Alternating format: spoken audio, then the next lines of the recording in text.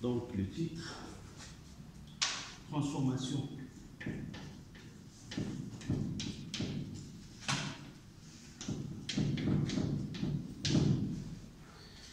lente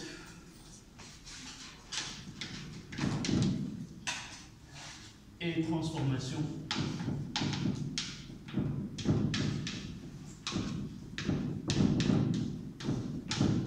rapide.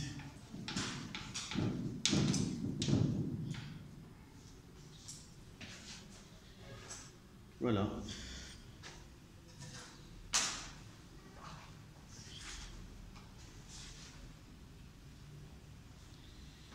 Évidemment, on parlera de la vitesse d'une réaction, la vitesse volumique d'une réaction, c'est vers la fin. D'abord, on va commencer par un rappel, ce que nous avons déjà vu l'année dernière. Donc, un en chiffre romain, oxydoréduction.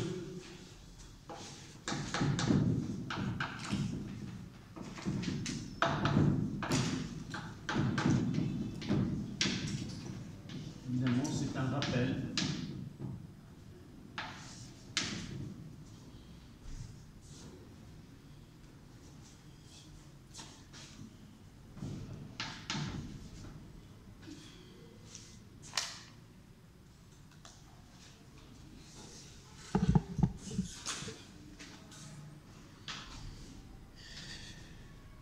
Qu'est-ce que nous avons traité l'année dernière en chimie, en première année? Oui, on commence par le deuxième semestre. Nous avons traité deux types de transformations chimiques, les réactions d'oxydoréduction et les réactions acide-base. On va revoir les mêmes chapitres, on va continuer notre étude de ce que nous avons commencé l'année dernière, les réactions, les transformations d'oxydoréduction et les acides et les transformations acido-basiques. Évidemment, la différence entre ce que nous avons traité l'année dernière et cette année, c'est que on va essayer de faire ce qu'on appelle la cinétique chimique. C'est suivre l'évolution d'une transformation chimique au cours de temps. L'année dernière, ou jusqu'à maintenant, toutes les transformations chimiques que nous avons étudiées, soit en tronc commun ou soit en première année, sont des réactions qui aboutissent au produit sans qu'on doit attendre. C'est-à-dire, c'était des transformations rapides. Maintenant, on va essayer de traiter d'autres transformations qui ne sont pas dites rapides, c'est-à-dire elles nécessitent un temps. Au moins, l'œil sera capable de différencier l'instant où on fait le mélange réactionnel et l'instant où elles disparaissent les réactifs ou un réactif et l'apparition des produits.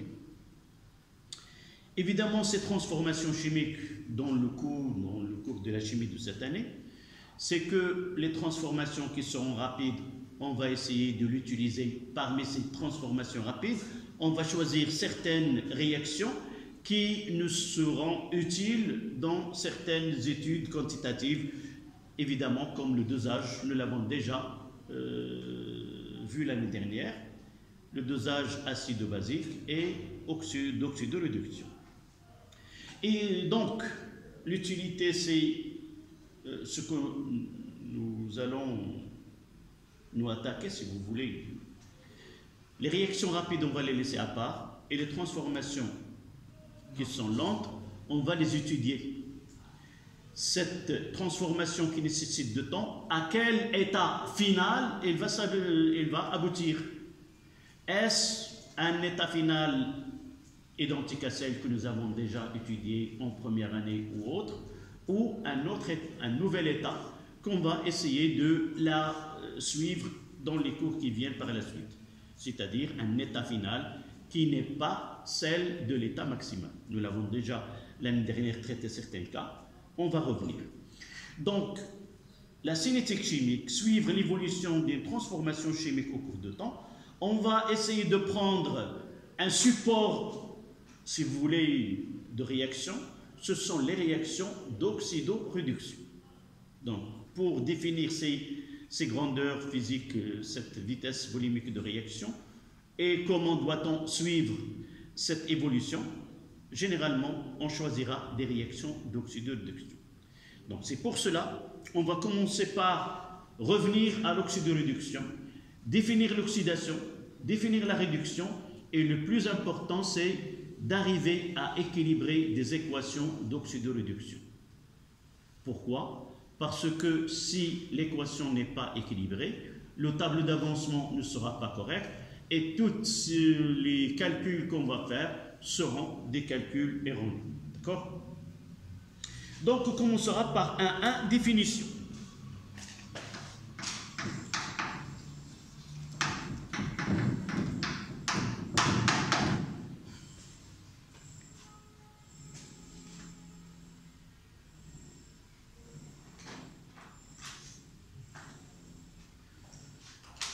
La première des choses, c'est un oxydant. C'est quoi un oxydant? Oui? C'est très bien. L'année dernière, nous avons étudié 2 types de transformations au cours desquelles il y a un transfert. Pour les réactions d'oxydoréduction, ce sont un transfert d'électrons. Et pour les réactions acide-base, il y a transfert de protons H+. Donc, ce que nous avons étudié en oxydoréduction nous a aidé par la suite dans les réactions d'acide-base. Donc, vous notez, un oxydant est une espèce chimique, définition, premier tiré, un oxydant est une espèce chimique capable de capter,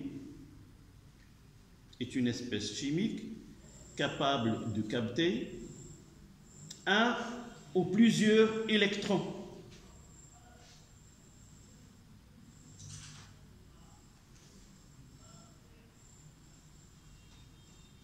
Deuxième tiré, un réducteur est une espèce chimique. Lorsqu'on parle de espèce chimique, ça veut dire quoi?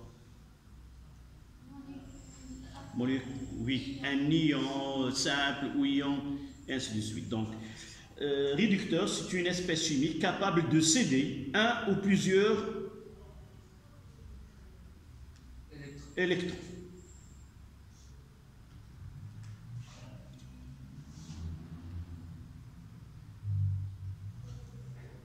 Maintenant, c'est quoi la réaction d'oxydoréduction? La réaction d'oxydoréduction,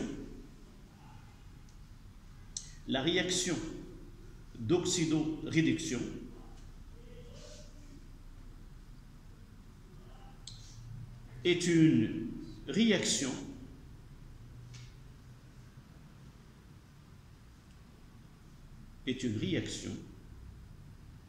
au cours de laquelle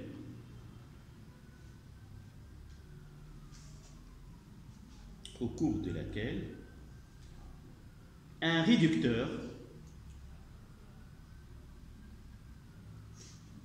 cède des électrons à un oxydant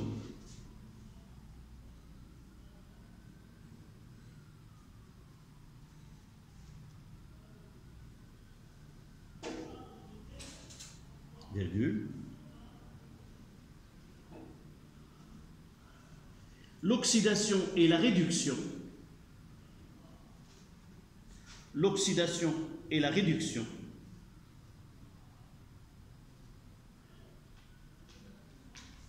sont 2 réactions simultanées.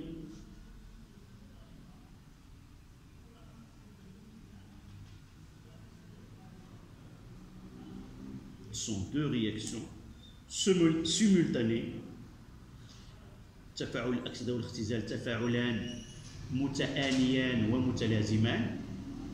On ne peut pas avoir l'oxydation sans avoir la réduction et inversement. Point à la ligne.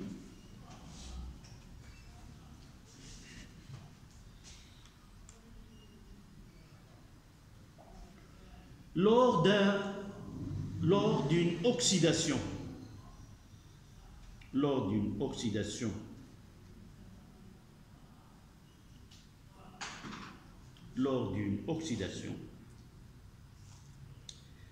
un réducteur conjugué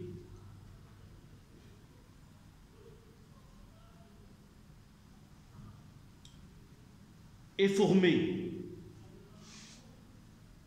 Un réducteur conjugué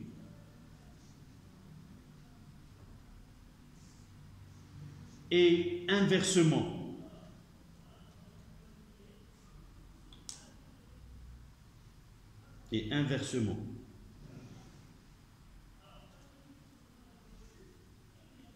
À la ligne, la réaction d'oxydoréduction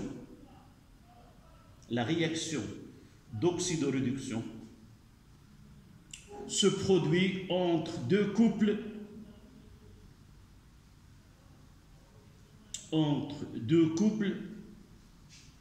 oxydant-réducteurs.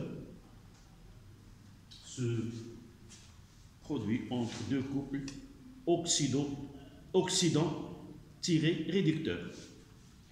Donc, ox plus n électron nous donne un réducteur.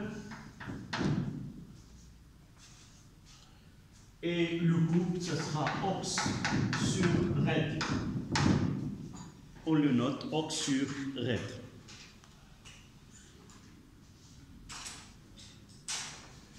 Exemple, par exemple, Cu2 plus 2 électrons nous donne Cu, et c'est le couple Cu2 plus C. Autre couple qui est 2I- plus nous donne I2 plus 2 électrons, qui peut me donner le couple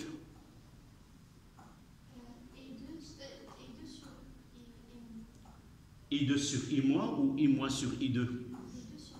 Pourquoi? Voilà, parce que ox plus n électrons, celui qui gagne les électrons, c'est l'oxydant. Et là, c'est le réducteur. Là, oxydant. Et là, le réducteur.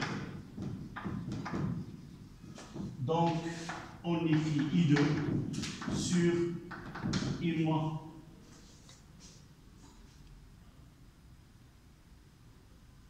D'accord? Une petite remarque.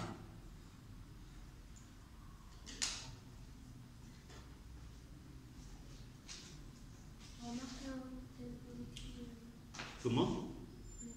Oui. Après ça, tu écris remarque. Monsieur, Oui. j'ai pas vraiment compris cette phrase. Lors d'une excitation, un réducteur conjugué est formé inversement. Et inversement, lorsqu'un réducteur réagit, il donne un oxydant.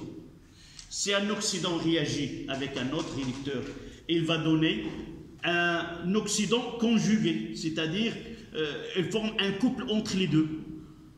Et inversement, lorsqu'un réducteur réagit avec un autre oxydant, ce réducteur-là, il va donner un oxydant conjugué, c'est-à-dire il appartient au même couple.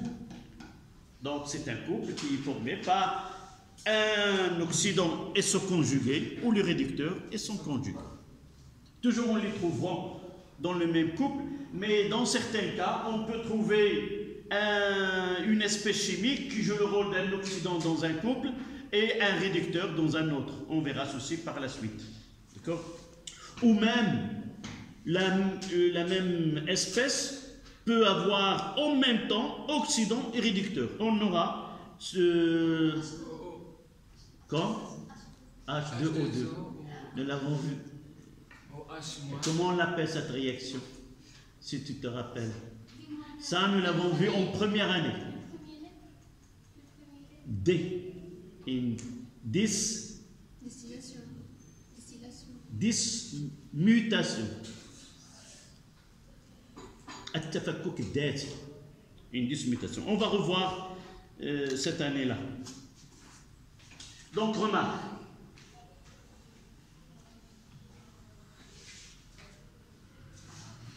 Ça concerne le nombre d'électrons échangés au cours d'une réaction d'oxydoréduction. Le nombre d'électrons gagnés est égal au nombre d'électrons perdus. Donc, vous écrivez, au cours d'une réaction d'oxydoréduction,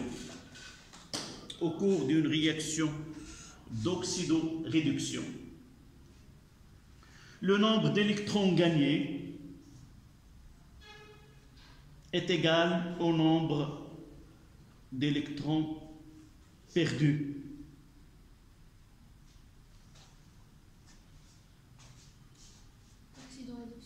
Au cours d'une réaction d'oxydoréduction, le nombre d'électrons gagnés est égal au nombre d'électrons perdus.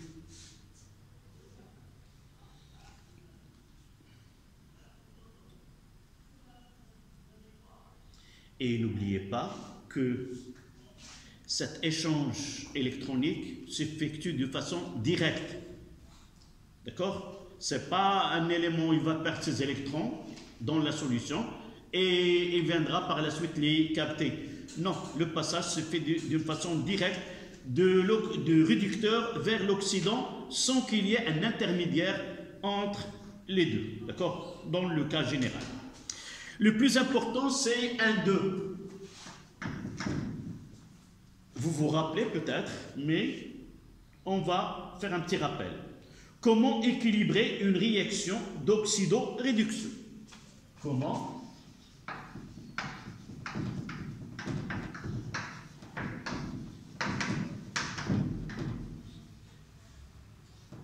une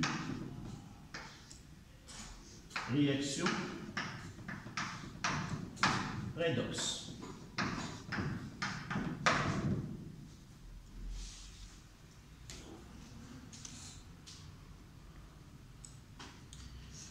Vous vous rappelez quelles sont les étapes qu'on doit suivre? Et tu es la seule qui était chez moi dans ma classe de première année, donc toujours je vais me diriger vers toi et voir si vous avez bien apporté avec vous tout ce que nous avons étudié l'année dernière. Oui. Combien d'étapes? 2 étapes, oui. Premièrement, on équilibre les espèces. C'est-à-dire la conservation de l'espèce chimique. Et deuxièmement, Les charges. la neutralité électrique ou le nombre de charges, si vous voulez, la charge globale des réactifs doit être égale à la charge globale des produits. D'accord. Je vais commencer par une expérience que nous avons déjà faite.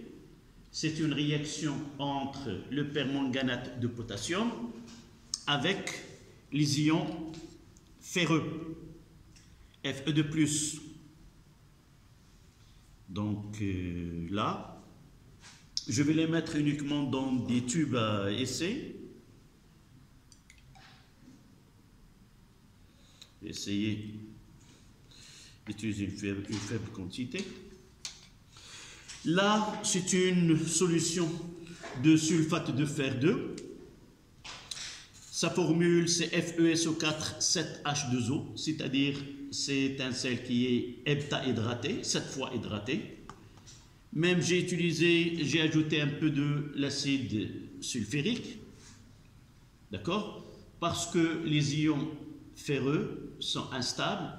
Si je prépare une solution de sulfate de fer 2, après quelques temps, elle va prendre une coloration qui est rousse, qui indique l'évolution des ions Fe2+ aux ions Fe3+. D'accord? C'est pour cela, vous voyez là une solution qui est incolore et je vais utiliser le permanganate de potassium, ajouter quelques gouttes. Là, vous voyez, une fois que vous ajoutez, là, c'est pas fraîchement préparé ce permanganate de potassium. Et vous voyez, lorsque j'ajoute, vous voyez qu'il disparaît. La coloration, je vous montre d'abord la coloration de cette solution.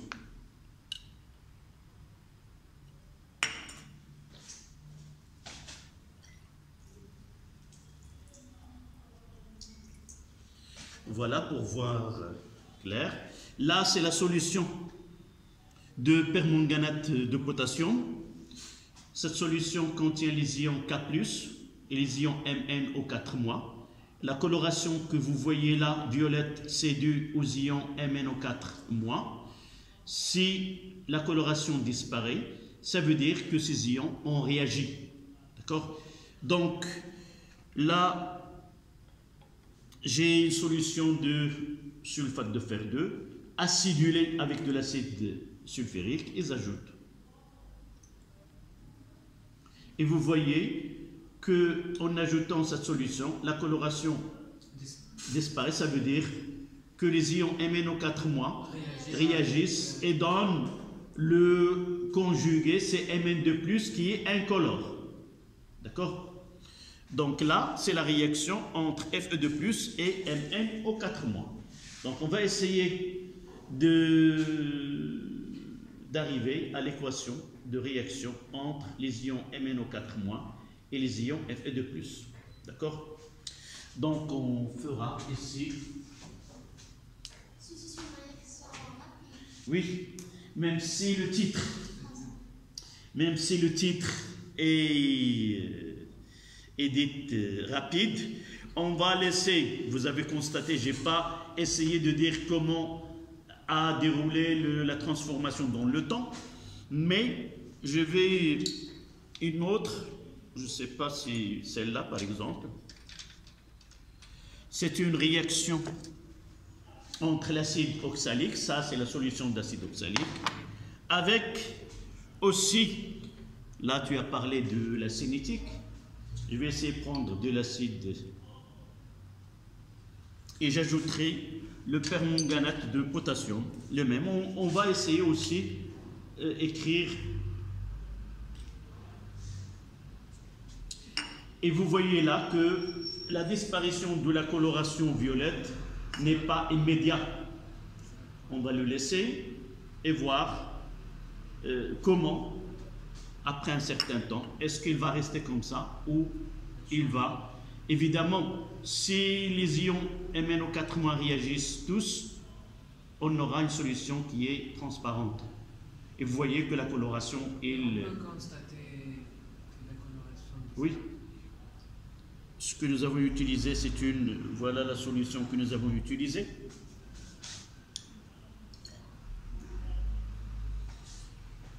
Voilà celle que nous avons utilisée. Et vous voyez qu'elle vire vers le rouge. Et juste après, si la MnO4- il est limitant, il va donner une décoloration. S'il n'est pas limitant, il va rester, vous voyez, maintenant vers le jaune. Et juste après, là, on parle d'une transformation qui est lente. Celle de tout à l'heure, c'est une transformation qui est rapide. Donc, là, exemple 1.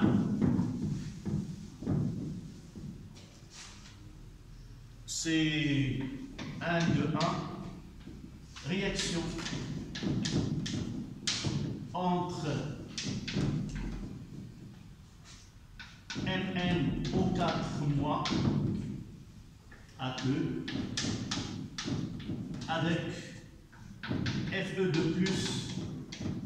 A2.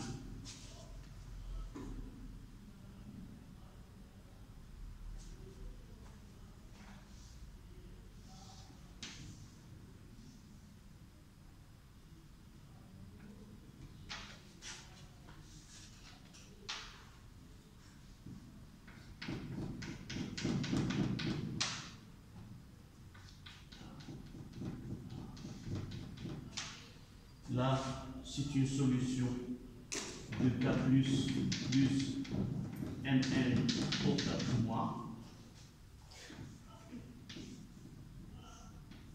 Solution de Fe2 plus A2.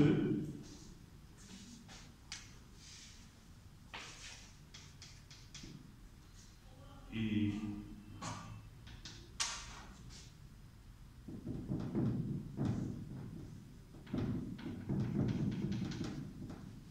décoloration.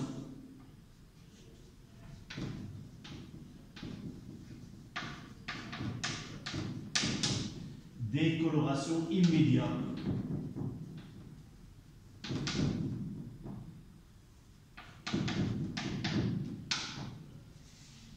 C'est-à-dire la coloration Mn au 4 mois.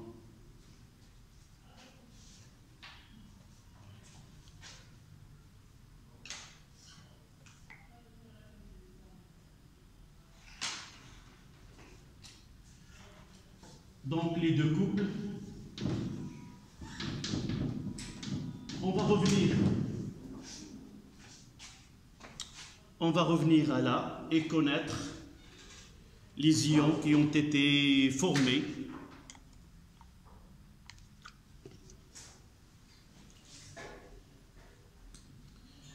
Là, j'ai ajouté de l'acide. Donc là, je peux connaître les ions qui ont été formés en utilisant de la soude. D'accord?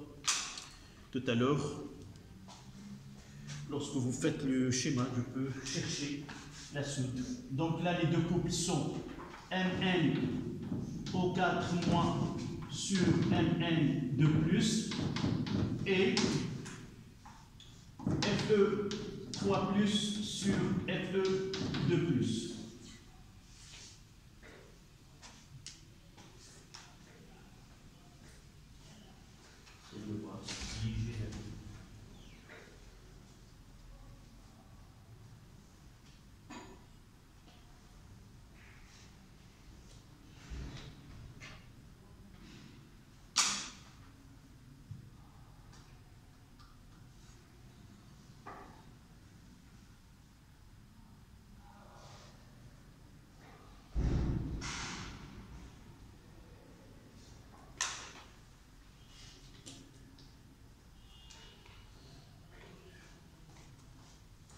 De revenir au tube à essai que nous avons fait. C'est pas celui que nous avons. Je vais reprendre celui-là et ajouter solution Fe2+. Voilà, vous voyez la décoloration.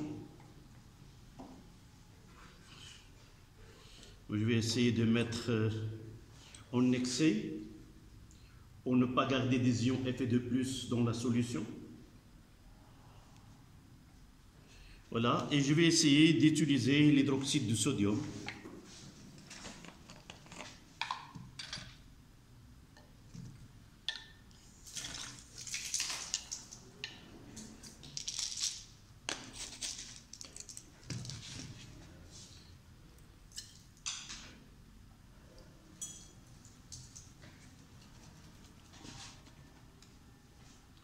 Et d'ajouter un peu de soude.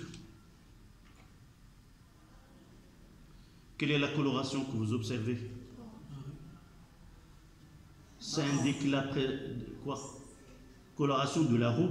Ce sont Fe3+. C'est l'ion. C'est l'oxydant réducteur de Fe2+. D'accord? Donc nous avons utilisé les ions Fe2+, et nous avons mis en évidence la présence des ions. Voilà. Fe3+. Donc, lorsque Fe3+, Fe2+, réagit avec Mn au 4 mois, il nous donne Fe3+, qu'on peut le mettre en évidence par la soude. Et même celle-là que nous avons utilisée, là, c'est l'acide, non, c'est l'acide oxalique avec Mn au 4 mois. Mais nous n'avons pas une technique pour mettre en évidence la présence de Mn2+. C'est un ion qui est dans une solution incolore. Donc, les deux couples, maintenant, les les deux demi-équations.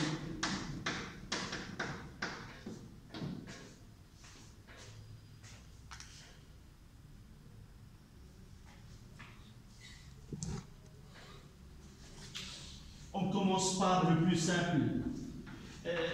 La difficulté qu'on aura dans ce cours et dans les exercices, c'est parfois on vous donne les couples qui interviennent dans cette transformation et vous n'arrivez pas à écrire l'élément dans la partie. Il faut connaître qui est le réactif et qui est le produit. Même si on a Fe3 plus sur Fe2+, je ne vais pas commencer par Fe3 plus qui donne, mais je dois voir dans les données qui est le réactif. C'est-à-dire, de là, c'est Fe2 plus et là, Fe3 plus. J'ai dit, nous avons dit tout à l'heure, que équilibrer les équations d'oxydoréduction nécessite deux étapes. La première, c'est la conservation de l'espèce chimique, c'est-à-dire on ne s'intéresse pas à l'état, est-ce qu'il est un ion, est-ce qu'il est ou autre, dans un ion polyatomique ou autre. L'essentiel, combien cette espèce, quelle que soit sa nature, de part et d'autre de ce deux flèches. Donc, donc on peut dire que l'élément chimique est conservé et elle est équilibrée. On passe à la charge. Comment peut-on comprendre cette charge qui est portée par un ion? C'est quoi? Lorsqu'on trouve Fe2+, ça veut dire quoi? Fe2+, ça veut dire qu'il a perdu 2 électrons. On peut dire qu'il y a un manque de 2 électrons. Comment une charge apparaît sur une espèce chimique? C'est lorsqu'on fait un bilan de charge entre la charge du noyau et le nombre d'électrons autour de ce noyau. Là, ça veut dire Fe2+, qu'à l'intérieur du noyau, il y a plus de 2 protons par rapport au nombre d'électrons. Donc, lorsqu'on fait la somme, on trouvera qu'il y a un défaut de charge ou un manque de 2 électrons. Donc, on va essayer de dire il y a un manque lorsqu'il y a la charge est positive, lorsque la charge est positive, et il y a un excès d'électrons lorsque la charge portée est négative. Ça va nous aider à équilibrer ces demi-équations. Donc là, il y a un manque de 2. De l'autre côté, il y a un manque de 3. Je dois ajouter un nombre d'électrons de telle façon à avoir un équilibre, équilibrer les charges. Autant de, par exemple ici, il me manque 2. Ici, il me manque 3. J'ajouterai, en réalité, il y a un manque de 2, j'ajouterai 2 électrons. Il y a un manque, j'ajouterai 3 électrons. Mais dans une équation, jamais on écrit le même espèce de côté. Donc si je simplifie, j'aurai uniquement là 2, j'aurai 1. La règle que je dois appliquer, lorsqu'il y a un manque d'électrons de deux côtés, j'ajouterai un nombre d'électrons vers le côté le plus de manque pour avoir un équilibre, le moins de manque. Là, il me manque 3, et là, il me manque que 2. Donc, j'ajouterai de côté de 3, 1 pour avoir le même manque de deux côtés. D'accord? Donc là, c'est plus 1. D'accord? On passe à la seconde. C'est Mn au 4 mois.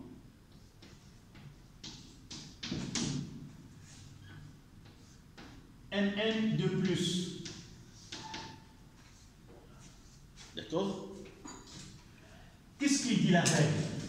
La règle dit, on doit commencer d'abord à équilibrer les espèces autres que l'oxygène et l'hydrogène. Et juste après, on équilibre l'oxygène et on finisse par équilibrer l'hydrogène. Comment équilibre-t-on l'oxygène? C'est en ajoutant autant de molécules de H2O et l'hydrogène par H+. Parce qu'on travaille dans un milieu acide, c'est pour cela qu'on peut ajouter ce H+, de côté où il y a un manque d'hydrogène.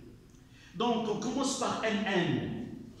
Il y a un seul NN, même s'il est combiné avec des atomes d'oxygène, ça ne nous intéresse pas. Il y a un seul NN de l'autre côté qui est un ion simple. L'essentiel, c'est qu'il y a autant d'espèces de deux côtés. Donc on dit que NN, il est équilibré. L'oxygène, d'un côté, j'ai 4 atomes. Donc je dois avoir 4 de l'autre côté. La règle me dit, je dois ajouter, je dois équilibrer par H2O. Et vous voyez, il manque 4, j'ajouterai ici 4 H2O. Je mettrai les couleurs comme ça. Voilà. 4 oxygène, 4 H2O de l'autre côté. Donc l'oxygène est équilibré, on passe à l'hydrogène. Vous voyez de ce côté-là, il y a 8.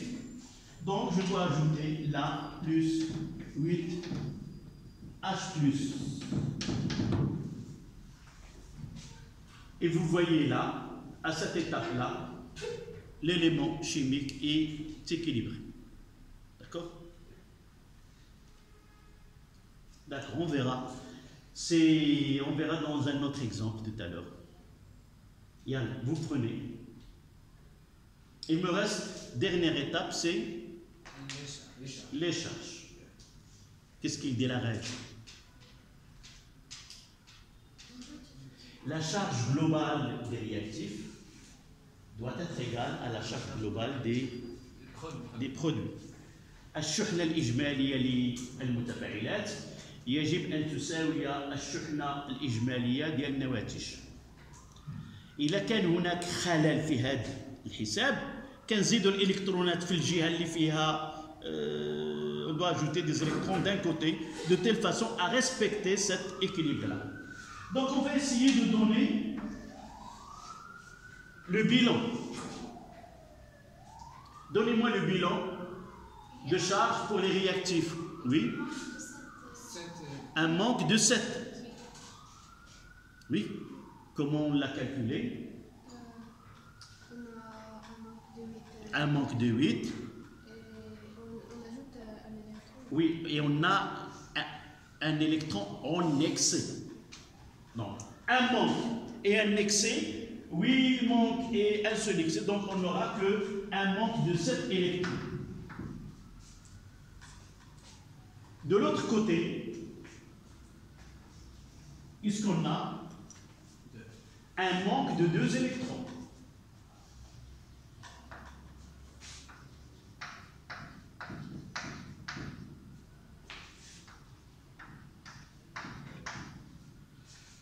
Ici, il nous manque 7 électrons.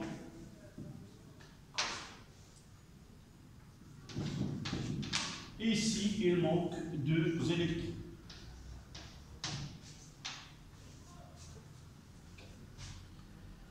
On ajoute des électrons du côté où il y a plus de manque d'électrons pour égaliser le moins de manque d'électrons de l'autre côté. C'est la phrase acceptable. العربية نضيف إلكترونات في الجهة اللي فيها أكثر خصائص ديال الإلكترونات لتساوي أقل خصائص في الجهة الأخرى. هنا كيخصوني 7، هنا كيخصوني غير 2، إذا أقل خصائص هو 2، حتى هنا يخصني غير 2. Donc je dois ajouter combien? 5. Donc ici 5 électrons. Donc ajouter 5 électrons. Et on va mettre ici 5 électrons.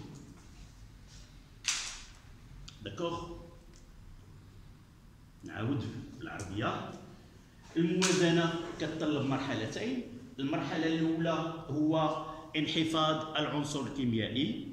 كنبداو بالعناصر من غير الأكسجين والهيدروجين كنتحققوا بأن العدد ديالها ضمن المتفاعلات يساوي نفس العدد ضمن النواتج. بعد ذلك نمر إلى الأكسجين قبل من الهيدروجين، وشحال ما كان عندي من خصائص ديال الأكسجين كنضيفو على شكل جزيئات ديال H2O في الجهة اللي فيها ذلك الخصائص. واحد من المعلومة، عمري ما غادي نضرب بجوج قدام شي حاجة، كنضيف H2O. بالنسبة للمرحلة الأخيرة هي انحفاظ الشحنة الكهربائية. كيخص تكون الشحنة الإجمالية ديال المتفاعلات تساوي الشحنة الإجمالية للنواتج. وقبل من هذا خصني ناخذ واحد القاعدة ديال التعامل، أن النوع اللي كيكون كيحمل شحنة موجبة كنقول هناك خصاص كيخصوه الإلكترونات، واللي كيحمل شحنة سالبة كنقول عنده وفرة زايدين عنده الإلكترونات. والموازنة شنو هي؟ إما غادي يكون عندي خصاص هنا وخصاص هنا، وضروري ما غادي يكون واحد البلاصه كيخصني فيها اكثر من الجهه الاخرى. راه في واحد المعادله ديال الاكسده والاختزال عمر ما غادي يكون عندي نفس الخصاص في الجهتين. الا كان نفس الخصاص في الجهتين راني خطأت، او ان هذا التفاعل ماشي التفاعل ديال الاكسده والاختزال. اش كنضيف؟ كنضيف في الجهه ديال اكبر خصاص اللي تساوي اقل خصاص. هنا كيخصوني غير جوج، هنا كيخصوني 7، اذا كنزيد 5 وكيصبح كيخصوني جوج هنا وكيخصوني جوج هنا. صافي. سنرى من بعد يمكن تكون وفره هنا ووفره هنايا كيفاش غادي نتعامل مع الحالات اللي غادي يكون عندنا. داكوغ. فوالا لي دو de mes équations. Là on va la noter E1 et là on va la noter E2. La dernière remarque que nous avons citée, c'est que au cours d'une réaction d'oxyde de réduction, le nombre d'électrons perdus doit être égal au nombre d'électrons gagnés. Ça veut dire que le nombre d'électrons échangés doit être, dans ce cas-là, 5. Ça veut dire quoi? Ça veut dire en réalité, dans la solution, oui. On va multiplier par 5. Oui, ça, c'est les mathématiques. À l'intérieur de la solution, qu'est-ce qui se produit? Chaque ion Mn au 4 mois, elle va être entourée par 5 Fe de plus. Et ces 5, en un seul moment, elles vont gagner. Celui-là, elle va libérer 5 et elle va être entourée. Si vous voulez, voilà Mn au 4 mois. Et là, il y a 5. Voilà. Et il y a cet électron. D'accord? C'est ça ce qui se produit au niveau de tube à essai dans lequel se réalise cette réaction. C'est pas celui-là qui va libérer 5 et chacun va prendre son électron, mais c'est un transfert qui se produit directement entre les deux. Donc, mathématiquement, comment traduire ceci? Mathématiquement, ce que tu viens de dire, on cherche le plus petit multiple commun de nombre d'électrons échangés. Là, c'est 5 et là, c'est 1. Le plus petit multiple commun, c'est 5. Et par la suite, on aura 5E1 plus E2 pour obtenir l'équation d'oxydoréduction. D'accord? Donc, une phrase, s'il vous plaît. Pour écrire l'équation d'oxydoréduction,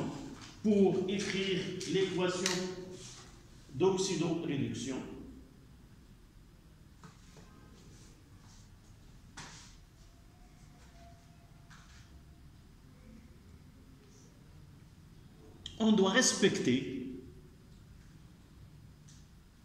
respecter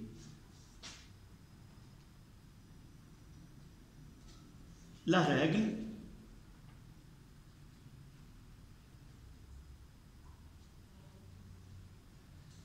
sur le nombre d'électrons échangés.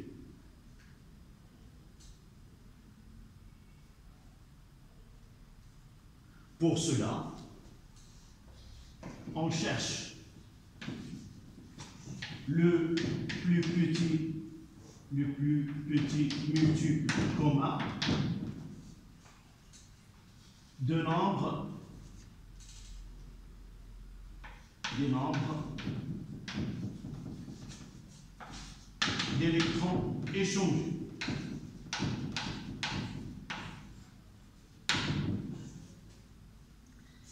Un et 5, le plus petit multiple c'est 5. Donc ça donne E est égal à 5EA plus E2.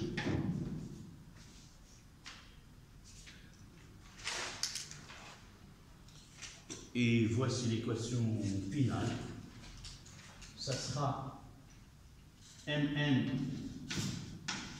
au 4 mois plus 8 H plus 5 Fe de plus donne 5 Fe 3 plus. Je vais essayer.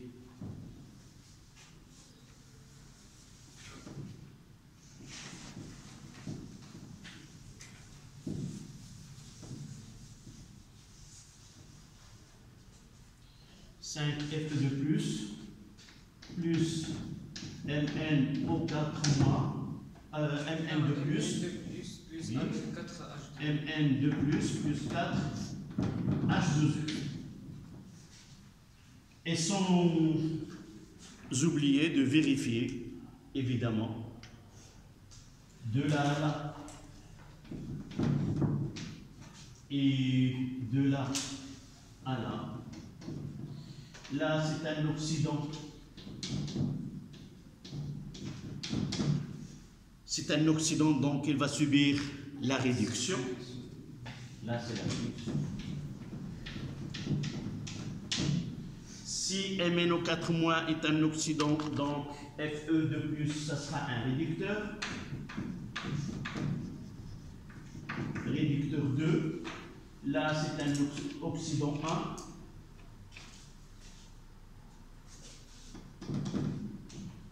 Et là, ça sera oxydant 2.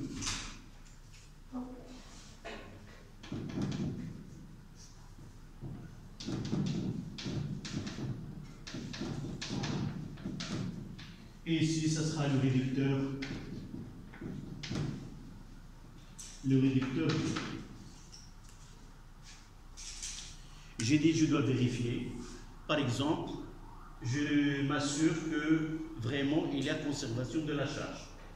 Ici, un excès, je commencerai par ce côté-là, un manque de 8, et là, un manque de 10.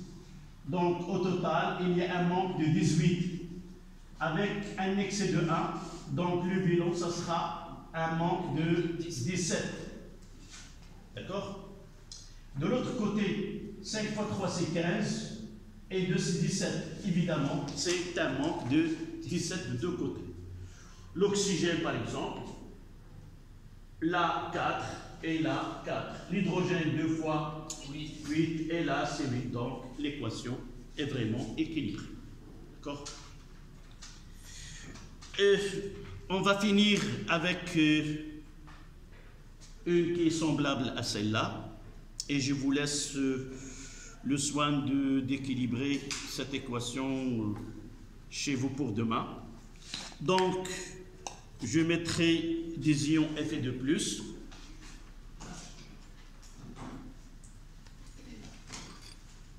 Je l'ai déjà fait ici, donc.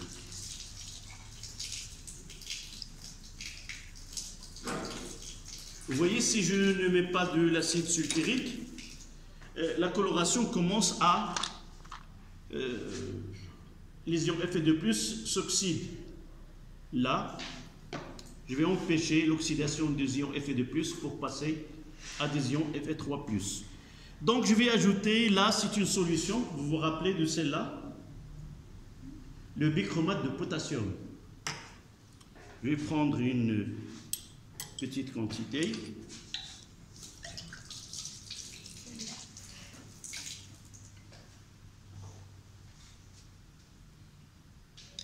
Là, c'est concentré.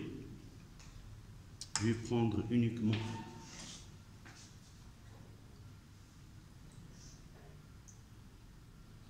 c'est concentré.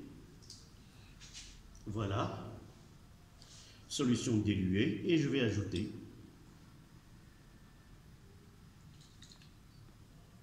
Vous voyez que la solution qui était avant incolore, Fe2+, on a obtenu une coloration qui est vert. Je vais essayer de voir d'abord les ions Fe2+, leur conjugué c'est quoi? Fe3+.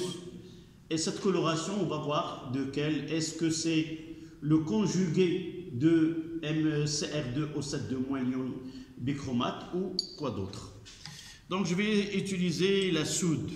C'est pas. Donc généralement, si j'ai pas, je dois la préparer de nouveau.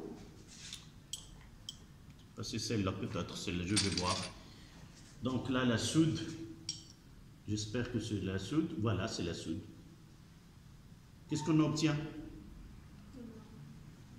Cette coloration-là, c'est celle identique à tout à l'heure. Ce sont les ions Fe3+, avec la soude, ils donnent ce précipité roux. Donc, vous voyez la coloration verte, elle reste dans la solution.